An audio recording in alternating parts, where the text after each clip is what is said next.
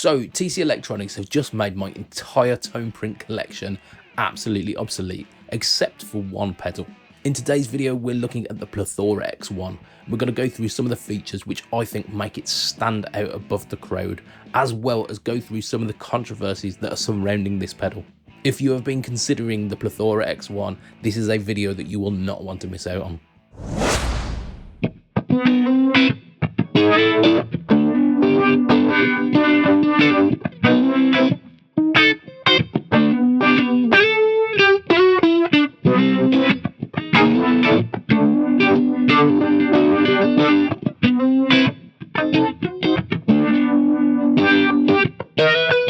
Hi and welcome, it is Budge here for Pedalboards of Doom, your one-stop shop for guitar gear and news. Now of course, from that intro you might get that I am a bit of a TC Electronic fan.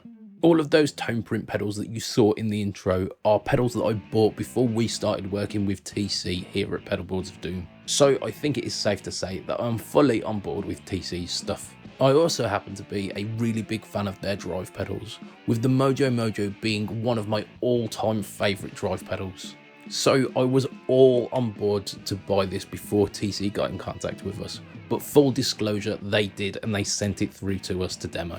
Full disclosure though, no money is exchanged hands for this demo, and the first time they get to see this video is when it releases. With that out of the way, let me show you why I think this is much better than owning all of the individual pedals separately.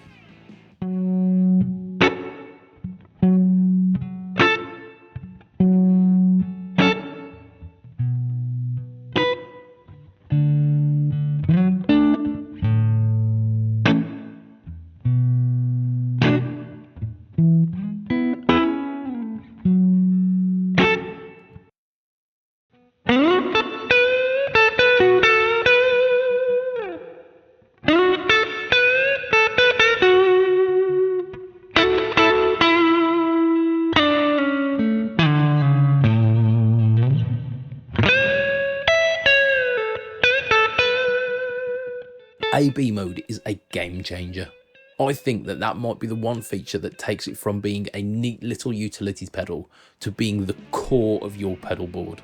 In a nutshell, it takes these 7 preset slots into 14 different effects. When you have set it to AB mode, a long foot switch press takes it from one effect to another. In my demonstration, I set both sides to being reverbs. One side was a short reverb and the other side was a much longer reverb drenched sound. If I were using this live, this is exactly how I'd use it. Basically having 2 different presets for a same or similar effect on one bank. With the AB mode, however, a quick foot switch press still engages and disengages your effect, so you don't lose that functionality too. As mentioned in the intro, this pedal covers most of the iconic tone print catalogue, but they have omitted one. That pedal is of course the looper feature.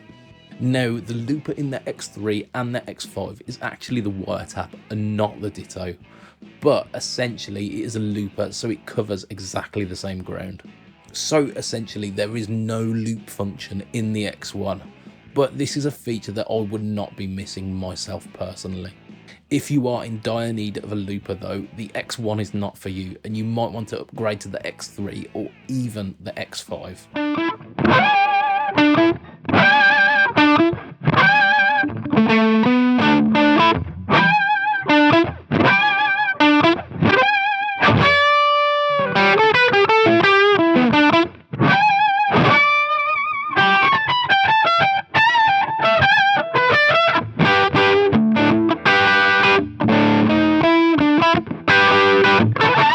Did I mention that there are other foot switch modes on the X1? Well, the clever lads and lasses over at TC Electronic have really thought about it and have added foot switch modes that I wouldn't have even thought of. The playing in the previous clip had the foot switch set to momentary mode, so it comes on and off with a foot switch and doesn't latch. What's even more is it added the mash function to that momentary foot switch. The mash function, of course, is like having a mini expression pedal built into the foot switch itself. We could spend the rest of this video talking about all of the cool features that you can access using the mash function. However, TC Electronic have done a great video themselves, which I will leave in the description if you want to check out.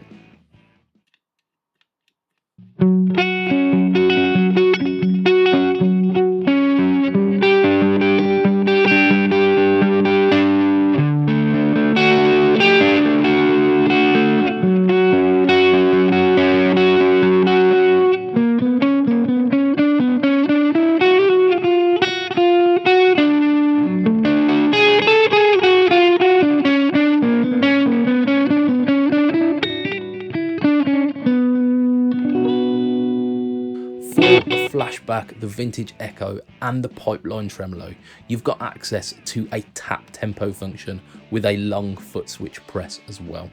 A really cool feature about doing the tap tempo this way is that they display the BPM on this little screen as you do it.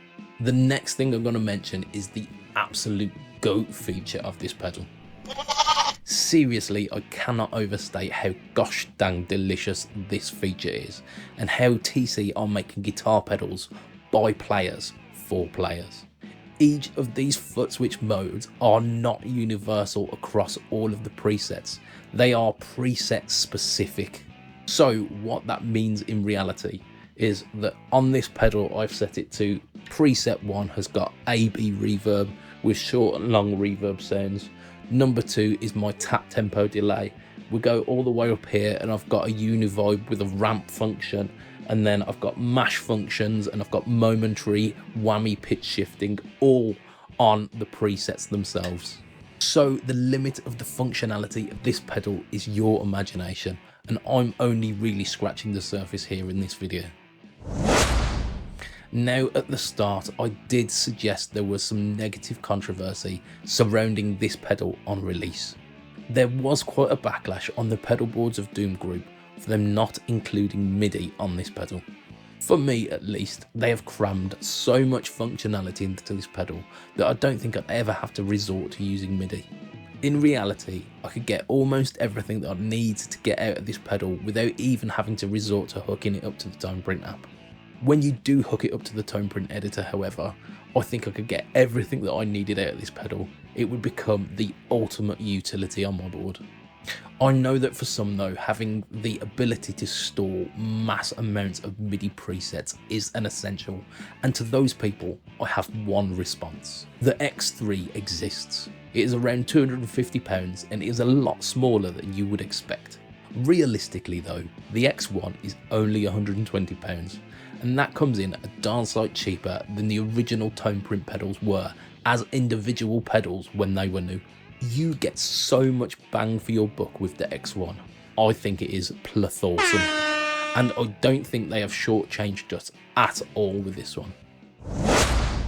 The Plethora X1 is an amazing utility pedal and it covers so much ground, but you are going to have to pair it up with an amp, right? The Ampworks series boasts some phenomenal amp sims, and on screen now is a video showing the most popular one on our channel, covered by our own Jason. Thank you for watching this video, and I will see you again on the next one.